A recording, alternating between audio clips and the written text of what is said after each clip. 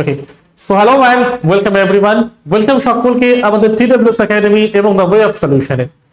আজকের ভিডিওটা স্পেশালি তাদের জন্য যারা এই বছর অর্থাৎ current RRB group D 2025 form fill আপটাকে কিন্তু করছো। তো তোমরা সকলেই জানো যে আমাদের কিন্তু already form fill up start হয়ে গিয়েছে এবং আমাদের এই ফর্ম ফিল আপ কিন্তু চলবে হচ্ছে কি মে মাসের ঠিক 2 তারিখ পর্যন্ত। এবারে ডেট এক্সটেনশন হলে সেটা পরের ব্যাপার, বাট যারা তোমরা এবারের গ্রুপ ডিটাকে পাখির চোখ করে এগিয়ে চলছো তাদের জন্য সেফ জোন কোনটা হতে চলেছে। অর্থাৎ তোমরা প্রত্যেকেই জানো যে ফর্ম ফিল আপের একদম প্রথম ধাপটাই তোমাকে বলে দেয় যে তুমি কোন জোনে অ্যাপ্লাই করতে চাইছো। এবারে সেই জোনটা আমার সেফ জোন নাকি মডারেট জোন নাকি হাই রিস্ক জোন, বা তুমি কোন ভ্যাকেন্সিটাকে প্রেফারেন্স দিচ্ছ তার উপর বেস করে আমার মডারেট হাই রিস্ক জোন কোনটা, সবকিছু নিয়ে কিন্তু আলোচনা করব আজকে আমরা আমাদের এই সেশনটার মধ্যে। তো আজকের সেশনটা হচ্ছে গিয়ে আমাদের সেফ জোন স্ট্র্যাটেজি। যারা যারা অলরেডি ফর্ম ফিল আপ করে নিয়েছো তাদের তো কিছু করার নেই আর, বাট যারা তোমরা আগামী দিনে ফর্ম ফিল আপ করতে চলেছো তাদের জন্য কিন্তু ভিডিওটা আমার খুব খুব খুব ইম্পর্টেন্ট হতে চলছে। কারণ তোমরা একবার ভিডিওটাকে নিয়ে জোনটাকে ঠিকঠাক করে কিন্তু তারপরে তোমরা ফর্ম ফিল আপটাকে করতে চাও। কারণ আমরা এরকম বিগত অনেক স্টুডেন্টকে দেখেছি যে স্যার সে একটা হাই রিস্ক জোনে অ্যাপ্লাই করেছে, সেখানে সে ধরো 1 বা 2 নাম্বারের জন্য বা পয়েন্ট কিছু মার্কসের জন্য কোয়ালিফাই করলো না, বাট ঠিক তার পাশের জোনেই কাট অফ নেমে গেছে ধরো 5-6 কমে। তার মানে সে যদি পাশের জোনটায় গিয়ে ফর্মটা ফিল আপ করতো তার কিন্তু সেখানে আমার চাকরিটা কনফার্ম হয়ে যেত। বাট হাই রিস্ক জোনে অ্যাপ্লাই করার ফলে কি হলো, তার কিন্তু সেই জোনে চাকরিটা হলো না, সেই পয়েন্ট নাম্বারের কিছু জন্য অথবা 1 বা 2 নাম্বারের জন্য কিন্তু তার ফাইনাল সিলেকশনটাই আমার আটকে গেল। এবারে স্যার সেফ জোন স্ট্র্যাটেজি নিয়ে যদি আমরা একটু আলোচনা করি তাহলে একটু দেখে নিই যে group D safe zone analysis করে কি পড়াশোনা করাটা আদৌ সম্ভব। দেখ, পড়াশোনা কিন্তু নিজের জায়গায়, জোন অ্যানালিসিস করে ফর্ম ফিল আপ করা সেটাও কিন্তু আরেকটা নিজের জায়গাতে। অনেক ফ্যাক্টর আছে, প্রত্যেকটাকে নিয়ে আলোচনার জন্য আজকের সেশনটা। আচ্ছা, তো 31 তারিখ থেকে কিন্তু অলরেডি তোমাদের ফর্ম ফিল আপ স্টার্ট হয়ে গিয়েছে এবং পরবর্তী ফর্ম ফিল আপ চলবে আমাদের 2রা মার্চ পর্যন্ত কিন্তু ফর্ম ফিল আপটা আমাদের চলবে। এবারে জাস্ট আমরা একটু দেখে নিই যে 90 মিনিটের পরীক্ষা অর্থাৎ 1.5 ঘন্টার পরীক্ষা এবং 100 নাম্বারের একটা পেপার। যে 100 নাম্বারে তোমাদের 25 নাম্বার আসছে হলো কি জেনারেল সায়েন্স, 25 নাম্বার হচ্ছে গিয়ে ম্যাথমেটিক্স, 30 নাম্বারের হচ্ছে গিয়ে GI and reasoning and rest of the 20 হচ্ছে গিয়ে general awareness and current affairs. এই টোটাল 100টা কিন্তু প্রশ্ন আমরা এখানে প্রত্যেকে তৈরি হতে দেখব। এবারে ফার্স্ট জোন অ্যানালিসিস মানে কোনটা সেফ জোন নাকি কোনটা রিস্ক জোন, সেটা অ্যানালিসিস করতে গেলে আমাদেরকে একদম প্রাথমিকভাবে জানতে হবে যে পয়েন্টটা যে কোন কোন জোনে অথবা কোন কোন রেলে আমার কতটা করে ভ্যাকেন্সি বেরিয়েছে সেটার উপরে। যদি আমরা দেখতে চাই এখানে দেখো যেটা আমাদের ক্ষেত্রে আরআরবির গুলো ক্ষেত্রে ধরি বা আগের বার যখন আমাদের গ্রুপ ডি পরীক্ষাটা হয়েছিল সেটা আরআরসির উপর ডিপেন্ড করে হয়েছিল, লাস্ট যেটার মানে রেজাল্ট বেরিয়ে গেছে আর কি। 24-এর পরীক্ষা তো আমাদের এই কিছুদিন আগে কমপ্লিট করা হলো, তো সেটা তো এখনো খালি অ্যান্সার কি বেরিয়েছে, রেজাল্ট এখনো বেরোয়নি, আর নতুন ভ্যাকেন্সি তো আমরা এখানে দেখতেই পারছি। তো এই 2025-এর যে গ্রুপ ডিটার ভ্যাকেন্সি, এটার হাইয়েস্ট ভ্যাকেন্সি এসছে হলো কি আমাদের নর্দার্ন রেলওয়েতে। ঠিক আছে, হাইয়েস্ট ভ্যাকেন্সিটা কোথায় এসছে? নর্দার্ন রেলওয়েতে এসছে, অর্থাৎ যেটা হচ্ছে কি দিল্লি জোন বা উত্তর ভারতে, এবং ভ্যাকেন্সির সংখ্যাটা কিন্তু আমাদের 3537 মতো। সেকেন্ড যেটা আমরা দেখছি ওয়েস্টার্ন রেলওয়ে মুম্বাই, মানে এবার এটা রেলওয়ে জোন ওয়াইজ এসছে ভ্যাকেন্সিটা আমার। সেকেন্ড ডেটটা হলো গিয়ে ওয়েস্টার্ন রেলওয়ে মুম্বাই, ভ্যাকেন্সি হলো গিয়ে 3148। 3 নম্বরে হলো সেন্ট্রাল রেলওয়ে মুম্বাই, ভ্যাকেন্সি হচ্ছে গিয়ে 1979। 4 নম্বরে হচ্ছে নর্থ ইস্ট ফ্রন্টিয়ার রেলওয়ে, যার হেডকোয়ার্টার গুয়াহাটি, 1776টা ভ্যাকেন্সি। সাউদার্ন রেলওয়ে গোরখপুর, যেখানে হলো গিয়ে কিন্তু আমরা দেখতে পেলাম 1246টা ভ্যাকেন্সিকে।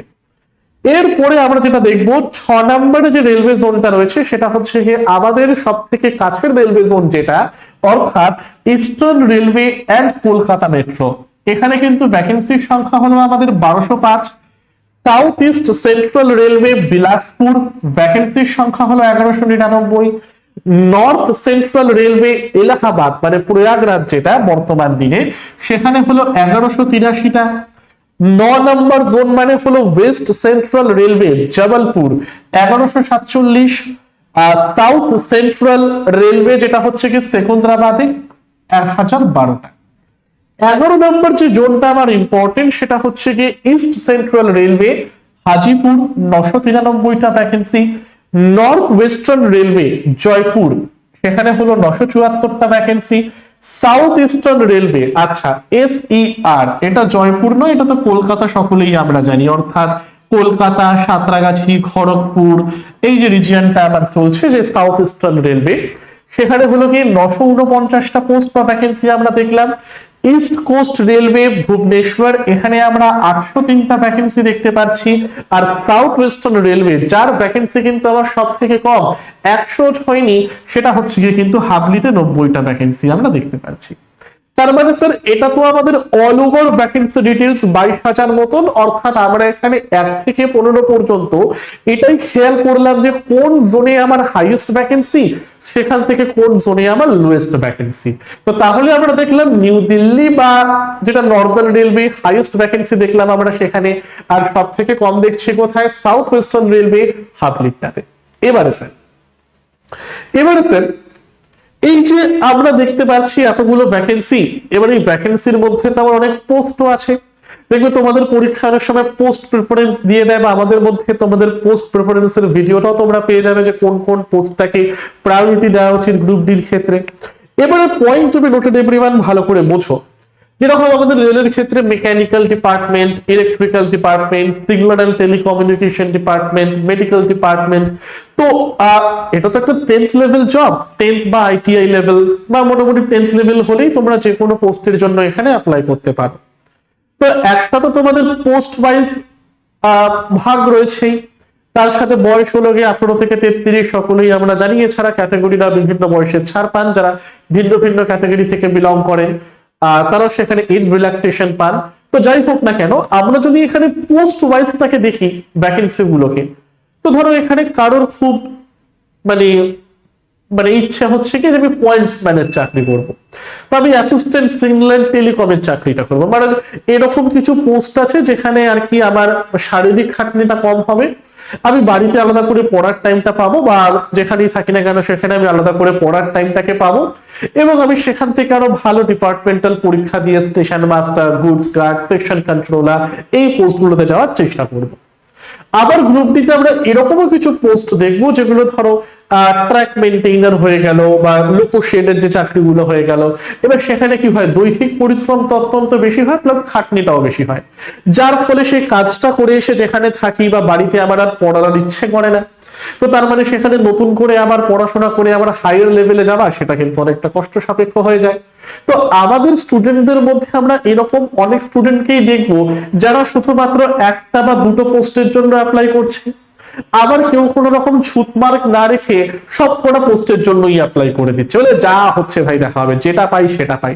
অনেক আছে যে না স্যার আমরা একটু হায়ার লেভেলে যেতে চাই, বাট চাকরিটা খুব তাড়াতাড়ি দরকার, তার জন্য পয়েন্টস ম্যান বা অ্যাসিস্ট্যান্ট সিগন্যাল অ্যান্ড টেলিকম এই ক্যাটাগরিগুলোতে যদি আমরা চাকরি পেয়ে যাই বা পোস্টগুলোতে চাকরি পেয়ে যাই, তাহলে আমি একটুখানি কাজ বাজ করার পরে বাড়িতে টাইম বের করে বা যেখানে থাকছি সেখানে টাইম বের করে পড়ার সময়টা বের করতে পারবো।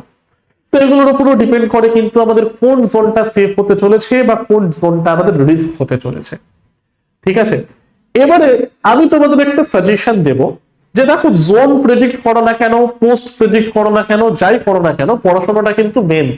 যদি আমি আমার র মার্ক 100-র মধ্যে 70-এর উপর কোনোভাবেই না রাখতে পারি, তাহলে এখনকার দিনে গ্রুপ ডি তো তুমি ভুলে যাও, সে তুমি সেফ জোন নাও চাই হাই রিস্ক জোন নাও, সেফ জোন এখন আমার 70-এর কম নামতে পারে, এটা আমার লাকের উপর ডিপেন্ড করছে, তাই না?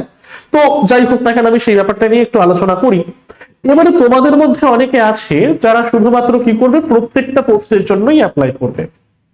এবারে যদি আমি দেখি যে টেন্ডেন্সিটা তোমাদের কি হওয়া উচিত, দেখ যাদের মনে হচ্ছে যে স্যার আমি যদি কলকাতার বাসিন্দা হই বা কলকাতার পার্শ্ববর্তী অঞ্চলের বাসিন্দা হই, তাহলে আমার বাড়ির সব থেকে সামনে হচ্ছে গিয়ে কলকাতা জোন এবং কলকাতা মেট্রোটা, মানে ইস্টার্ন রেলওয়ে এবং কলকাতা মেট্রোটা। তো আমি যদি এখানে চাকরিটা পেয়ে যাই তাহলে তো খুব ভালো, বাড়িতে ফিরতে পারবো বা আশেপাশে কোথাও থেকে আদার প্রিপারেশনটাকে চালিয়ে আরো হায়ার লেভেল অফ জবে আমি যাবো। বাট স্যার এখানে একটা প্রবলেম হচ্ছে যেটা, যে কলকাতা জোন চিরকাল তুমি নিয়ে নাও, তুমি যে কোনো আর কি আরআরবির এক্সাম নিয়ে নাও, সে এনটিপিসি হোক, টেকনিশিয়ান হোক, সেকশন কন্ট্রোল রেজাল্ট তো বেরোয়নি, এএলপি হয়ে যাক, অথবা গ্রুপ ডিও তুমি নিয়ে নাও না কেন, টপ না করলেও টপ 1 to 3 এর মধ্যে কিন্তু কলকাতা চিরকাল এসছে। যে কোনো এক্সামই হোক না কেন, রেলওয়ের যে কোনো এক্সামই হোক না কেন, এখানে কিন্তু এসছে। কারণ আমরা জানি যে আমাদের পার্শ্ববর্তী রাজ্যের থেকেও অনেকে এই লেভেল অফ এক্সাম গুলো তারা কলকাতা জোনটাকে সিলেক্ট করে থাকে। যাই হোক, সেটা এখন কলকাতা জোন চিরকালে ডিভাস্টেটিং হয়ে থাকে, বাট তার মানে তো এই নয় যে কলকাতা জোনে কেউ চাকরি পাচ্ছে না। কলকাতা জোন টপ 3 এর মধ্যে থাকলেও তো তার কাট অফ ক্লিয়ার করে তো লোকে চাকরিতে পাচ্ছে। তো আমি এর জন্য একটা সাজেশন দিই তোমাদেরকে, যে তোমাদের যে হোম জোন, সেই হোম জোনের সাথে সাথে তোমরা ট্রাই করতে পারো সেই হোম জোনের পার্শ্ববর্তী যে জোনগুলো তোমাদের রয়েছে। মানে স্যার আমরা যদি কলকাতা ইস্টার্ন রেল এবং মেট্রোটা দেখি, তার মানে পার্শ্ববর্তী জোন হচ্ছে কি সাউথ ইস্টার্ন রেলওয়ে, পার্শ্ববর্তী জোন হচ্ছে আমাদের গোরখপুর এবং ভুবনেশ্বরটা, পার্শ্ববর্তী জোন হচ্ছে গিয়ে গুয়াহাটিটা। এবং আমরা দেখেছি যে গুয়াহাটির ভ্যাকেন্সি এবারে যথেষ্ট ঠিকঠাক, এবং গুয়াহাটির ভ্যাকেন্সিও কিন্তু সেরকম বেশি যায় না। আমরা টেকনিক্যালি কি ধরে চলি যে যারা কাট অফ এর ব্যাপারটা একটুখানি আগাগোড়া প্রেসক্রাইব করতে চাই বা প্রেডিক্ট করি, তারা বলতে চাই যে গুয়াহাটি নিয়ে নাও, বা একেবারে নর্দার্ন মোস্ট ইন্ডিয়া নিয়ে নাও বা সাউথ ইন্ডিয়ান নিয়ে নাও জোনগুলো, সেখানে কিন্তু কাট অফ আমার অপেক্ষাকৃত কম যায় in respect to northern and east ইন্ডিয়ার জায়গাটা। ওকে, নর্থ ইস্টেরটা বাদ দাও, শুধু ইস্ট ইন্ডিয়া বা নর্থ ইন্ডিয়া যদি আমরা ধরি, তাহলে এটা কিন্তু হাই রিস্ক চিরকাল থেকেই থাকে। এই যে আমরা দেখছি না, অনেকে ভাবছে স্যার নিউ দিল্লি বা নর্দার্ন রেলওয়ে তো সব থেকে বেশি ভ্যাকেন্সি, তাহলে স্যার সেখানেই চাকরি পাওয়া কাট অফ কমের সম্ভাবনাটা সব থেকে বেশি আর কি, মানে কাট অফটা সব থেকে কম যাবে। এই ধারণাটাই সব থেকে ভুল। এই করে করে স্টুডেন্টরা কি করবে, সব নর্দার্ন রেলওয়েতে গিয়ে ফর্ম ফিল আপ করবে, মাঝখানে দেখা যাবে কোন একটা জোন ভালো ভ্যাকেন্সিও তার রয়েছে, কিন্তু সেখান থেকে ফর্ম ফিল আপ হয়নি বলে তার কাট অফটা আবার কমে গেল। অনেক জন এরকম হচ্ছে, যখন মালদা ফালদা নিয়ে নাও, শিলিগুড়ি নিয়ে নাও, এগুলোর ক্ষেত্রে আমরা দেখেছি যে প্রথম দিকে যখন আরআরবি মালদা বা আরআরবি শিলিগুড়ির ক্ষেত্রে কাট অফ আমার ঠিক অত্যন্ত পরিমাণে কম গিয়েছিল, তাই না? তো আমি তোমাদেরকে এটুকুনি প্রেফার করতে পারি যে তোমার যদি মনে হয় তোমার যে হোম জোনটা সেটা অনেকটা রিস্কে রয়েছে বা রেড অ্যালার্টে রয়েছে বা খুব টাফ একটা জোন হতে চলেছে, তাহলে তুমি তোমার পার্শ্ববর্তী 3 থেকে 4টে জোনে অ্যাপ্লাই করতে পারো। যে কোনো তো একটা জোনেই অ্যাপ্লাই করবে, বাট কম্পারেটিভলি আমার হোম জোনের পার্শ্ববর্তী 3 থেকে 4টা জোন কোনটা ইজিয়ার, সেখানে কিন্তু তুমি অ্যাপ্লাই করতে পারো। ধরো আমি বললাম এখানে কলকাতা জোন আপনি টাফ বলছেন, তাহলে কলকাতার পাশাপাশি হচ্ছে গিয়ে কি কি রয়েছে স্যার, রয়েছে হলো কি আমাদের ধরুন ইসেরটা অর্থাৎ গুয়াহাটিটা, অর্থাৎ নর্থ ইস্টে যেটা আমরা বলছি। দেখো এখানে নর্থ ইস্ট ফ্রন্টিয়ারে ভ্যাকেন্সি যথেষ্ট ঠিকঠাক রয়েছে 1776টা, বাট তার রিলেটেড তোমার কলকাতা মেট্রো ভ্যাকেন্সিটা নিয়ে নাও বা ইস্টার্ন রেলের ভ্যাকেন্সি নিয়ে নাও 1206। বাট তাও কি হবে, যেহেতু কলকাতা একটা সেন্টার বলা হয়, তো এখানে বেসিক্যালি বেশি করে ফর্ম ফিল আপ হওয়ার জন্য, বেশি করে ফর্ম ফিল আপের থেকেও বড় কথা কোয়ালিটি সম্পন্ন স্টুডেন্ট থাকার জন্য সেখানে কিন্তু কাট অফ চিরকাল ওই 1 থেকে 3 মধ্যেই বা 1 থেকে 5 মধ্যেই আমার থেকে থাকবে। তো তার মানে জোন সিলেক্ট করার আগে আমাকে ফার্স্ট সিলেক্ট করা উচিত পোস্ট, অর্থাৎ আমি কোন পোস্টে চাকরিটা করতে চাই। আর পোস্ট নিয়ে যদি আমার কোনো ছুতপার্ক না থাকে, তাহলে একেবারে তুমি চলে যাও zone wise form fill up করতে। এবার তোমার যদি এবারে যদি আমি এখানে সাজেস্ট করবো যে মিডিয়াম জোন গুলোকে তোমরা খেয়াল করো। মিডিয়াম জোন মানে হচ্ছে কি, যেরকম southern railway Gorakhpur, central railway Mumbai, but মুম্বাইয়েরও কটা অনেক সময় হাই যায়, বাট গুয়াহাটিরটাকে তোমরা টার্গেট করতে পারো, গুয়াহাটি করতে পারো, গোরখপুর করতে পারো, কারণ গোরখপুরটাও আমাদের ওয়ান অফ দা পাশে, ঠিক আছে। বিলাসপুর নিতে পারো, ছত্তিশগড়, এলাহাবাদ নিতে পারো বা জবলপুর নিতে পারো। ওকে, এলাহাবাদ অনেকটা হাই রিস্ক জোনে থাকে, কারণ ইউপির মধ্যে পড়ে যেহেতু এটা। তো বিলাসপুর বা গুয়াহাটি, অথবা তোমরা নিতে পারো হচ্ছে কি গোরখপুর, বিলাসপুর, গোরখপুর, গুয়াহাটি। এই জায়গাগুলো হচ্ছে কি কম্পারেটিভলি আমরা মডারেট ধরতে পারি, অর্থাৎ যেখানে ভ্যাকেন্সিটাও ঠিকঠাক plus more or less quality of student কিন্তু সেখানে আমাদের মানে ঠিকঠাকই থাকবে। এবারে একটা জিনিস তোমাদের বোঝা উচিত, যে কোনো সরকারি চাকরিতে কোর কাট অফ ক্লিয়ার করা স্টুডেন্টের সংখ্যাটা কিন্তু খুব কম হয়। তুমি এটা খেয়াল করে দেখবে, এই নয় যে ফর্ম ফিল আপ বেশি হয়েছে মানে সেখানের কাট অফ অত্যন্ত বেশি হবে না, কোয়ালিটি স্টুডেন্টের উপর ডিপেন্ড করে। ধরো আমি বললাম যে একটা জায়গায় তোমার ধরো 1000 জন পরীক্ষা দিচ্ছে, 100 জন নেবে, বাট সেখানে কোয়ালিটি স্টুডেন্ট ধরো তোমার 120 জন, তাহলে কাট অফ সেখানে অবভিয়াসলি কি করতে হবে, সেই 120 জনের মধ্যেই ডিফাইন করতে হবে। আবার আরেকটা জোন দেখলাম, সেখানে ধরো তোমার 500 লোক নেবে, কিন্তু কোয়ালিটি সম্পন্ন স্টুডেন্ট হচ্ছে কি 1500-1600। তার মানে সেখানে কাট অফ আমার কি করতে হবে, অবভিয়াসলি সেটার হাই চলে যেতে হবে। ঠিক আছে, তো এই কোর স্টুডেন্টের উপর ডিপেন্ড করে কিন্তু আমাদের কাট অফটা। বাট আমি এখানে তোমাদের বলতে চাই যে তোমরা অনেকে যারা হাই ভ্যাকেন্সি দেখে সেখানে ফিল আপ করতে যাও, সেটা করতে যেও না। তাদের জন্য একটা টেন্ডেন্সি হচ্ছে কি মিড যে আমাদের ভ্যাকেন্সি গুলো রয়েছে, অর্থাৎ এই মানে 1700 থেকে 1200 কাছাকাছি যে ভ্যাকেন্সি গুলো রয়েছে, এই জোনগুলোকে তোমরা টার্গেট করতে পারো ফর্ম ফিল আপ করার জন্য। ঠিক আছে, যেরকম আমরা যদি একদম প্রিভিয়াস ইয়ারের ট্রেন্ড ফলো করি, মানে লাস্ট যে আরআরবি গ্রুপ ডি রেজাল্টটা বেরিয়েছিল, সেখানে আমার সব থেকে হাইয়েস্ট কাট অফ গিয়েছিল চণ্ডীগড়ে। চণ্ডীগড়ের কাট অফ সব থেকে বেশি গিয়েছিল 70-র কাছাকাছি। চণ্ডীগড়ের পড়েছিল রাঁচি, রাঁচির পড়েছিল আমাদের কলকাতা, কলকাতা থার্ড ছিল 69 পয়েন্ট সামথিং কাট অফ গিয়েছিল কিন্তু সেখানে আমাদের কলকাতার। ঠিক আছে, এগুলো হচ্ছে কি আমাদের হাই রিস্ক জোনের কথা কিন্তু আমরা এখানে বলছি।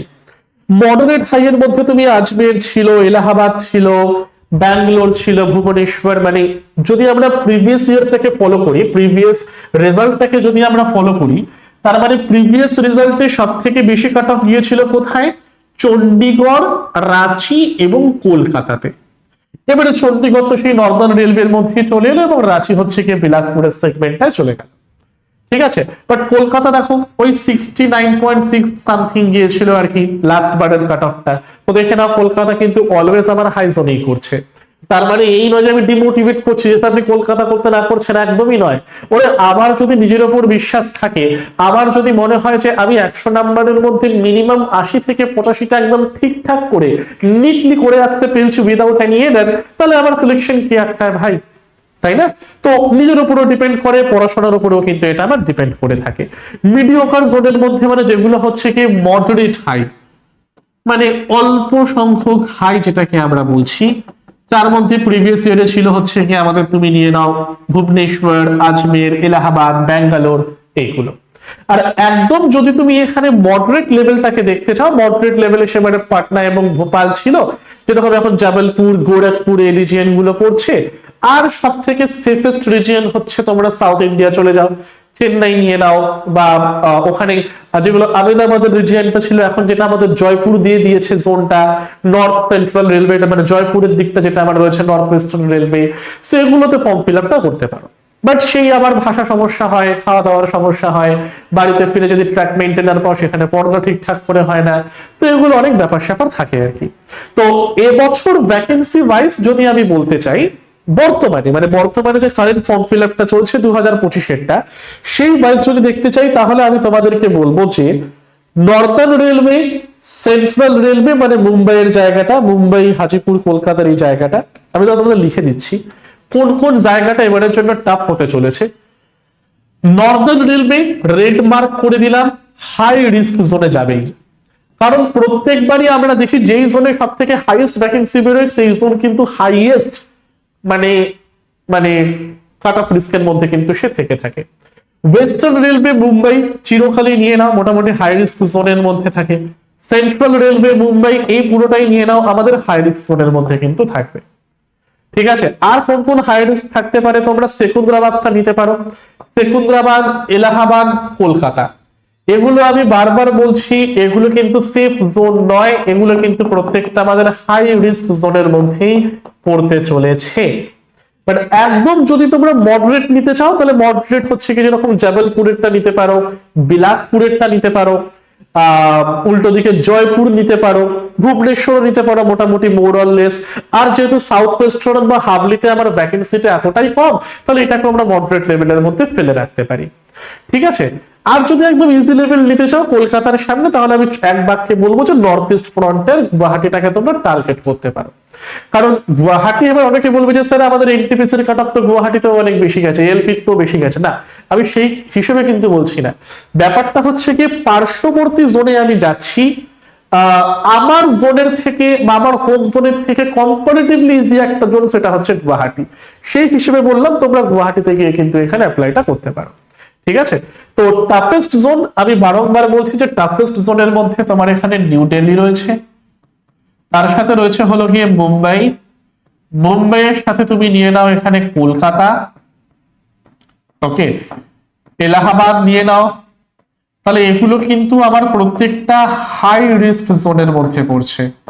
যদি বলা হয় স্যার মডারেট জোনের কথাটা আমি একটু বলে দিন, মডারেট জোনের মধ্যে তোমরা নিতে পারো হচ্ছে কি যেরকম বিলাসপুর নিতে পারো, বিলাসপুর, জয়পুর, ওকে, গোরখপুর, ভুবনেশ্বর, এই জায়গাগুলোকে নিতে পারো, ভুবনেশ্বর এই জায়গাগুলোকে নিতে পারো, ওকে, হাজিপুরটাকেও নিতে পারো। আর যদি বলা হয় একদম ইজি শিফট, আমার যতদূর মনে হচ্ছে ইনক্লুডিং আওয়ার রিসার্চ, সেটা তোমরা গুয়াহাটিকে নিতে পারো, ব্যাঙ্গালোরটাকে, ব্যাঙ্গালোর নেওয়াটা ঠিকঠাক এখন নয়, কিন্তু এনটিপিসি ট্রেন্ড দেখে মনে হচ্ছে যে ব্যাঙ্গালোর নেওয়াটা সেফ এখন মোর অর লেস, তো ব্যাঙ্গালোরটাকে তুমি এখানে কিন্তু তার মধ্যে রাখতে পারো।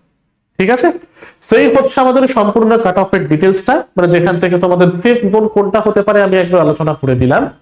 আর এছাড়া যারা তোমরা একদম নতুন ভাবে বেসিক থেকে অ্যাডভান্স পর্যন্ত প্রত্যেকটি সাবজেক্টের টপিক ভিত্তিক থিওরি, বিশেষ করে সায়েন্সের যে ফিজিক্স কেমিস্ট্রি এগুলোর টপিক ভিত্তিক এবং সূত্র ভিত্তিক অঙ্কগুলোকে প্র্যাকটিস করতে চাও, প্লাস বেসিক থেকে অ্যাডভান্স পর্যন্ত যে থিওরিটাকে ভালো করে পড়তে চাও, তাদের জন্য কিন্তু আমরা টিডব্লিউএস এর তরফ থেকে নিয়ে এসেছি রেলওয়ে ফাউন্ডেশন ব্যাচ 2.0, যেখানে কিন্তু সমস্ত বিষয়ের সিলেবাস ভিত্তিক ক্লাস হবে, সোম থেকে শনি প্রতিদিন ক্লাস, প্রতিটি ক্লাসের পিডিএফ এবং লাইভ এবং রেকর্ডেড ভার্সনটাও কিন্তু তোমরা সকলে পেয়ে যাবে। ব্যাচটার ভ্যালিডিটি হচ্ছে কি 12 মাস এবং ডিউরেশন হচ্ছে কি 4 মাসের জন্য, এবং কিছুদিনের জন্য একটা অফার চলছে, তোমরা যদি এর মধ্যে ব্যাচটাকে পারচেজ করে নাও তাহলে কিন্তু অফারটাকে ইজিলি অ্যাভেল করতে পারবে। ঠিক আছে, তো এর জন্য ডিটেলসটা এখানে বলে দেওয়া, ব্যাচটা কিন্তু আর বেশি দিনের জন্য নেই, খুব অল্প সংখ্যক দিনের জন্যই আছে, তারপরে কিন্তু ক্লাসেস আমাদের স্টার্ট হয়ে যাচ্ছে, আর ক্লাসেস স্টার্ট হয়ে গেলে কিন্তু আর নতুন করে আমাদের কোনো রেলওয়ে ফাউন্ডেশন ব্যাচ আসবে না। ঠিক আছে, আর যারা যারা এখনো আমাদের টেলিগ্রাম চ্যানেলে যুক্ত হওনি তারা প্রত্যেকে the way of solution Telegram search করে যুক্ত হয়ে যাবে, কারণ প্রত্যেকটি লাইভ ক্লাসের ডিটেলস, ইউটিউবে ফ্রি ক্লাসের ডিটেলস, যে কোনো সরকারি চাকরির অথেন্টিক নোটিফিকেশন সবকিছু কিন্তু আমরা এই টেলিগ্রামের মধ্যেই দিয়ে থাকি।